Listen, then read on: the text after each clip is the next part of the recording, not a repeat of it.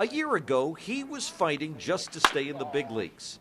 This spring, Todd Frazier is penciled in as the Reds' starting third baseman. It hasn't changed him. Gotta be hungry. You know, my dad is always on my case about that. You know, don't be complacent. Understand that you're that guy, but you gotta prove it on the field. Frazier proved he could hit when Scott Rowland went down, and then Joey Votto too. He filled some big offensive needs in 2012. And while no one expects him to be a Scott Rowland-like Gold Glover, he knows defense will keep him on the field.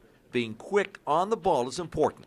That's huge to me. Getting to that backhand ball, you know, not letting them get advance of base, and just understanding that first step is the biggest. And me and you know, Chris Spire, Freddie Benavides, we're going to be working on that all spring training. Dusty Baker says Todd Frazier has to do two difficult things if he wants to elevate his game: speed up and slow down. Speed up in the field, slow down at the plate. John Popovich, 9 on your side with the Reds in Goodyear, Arizona.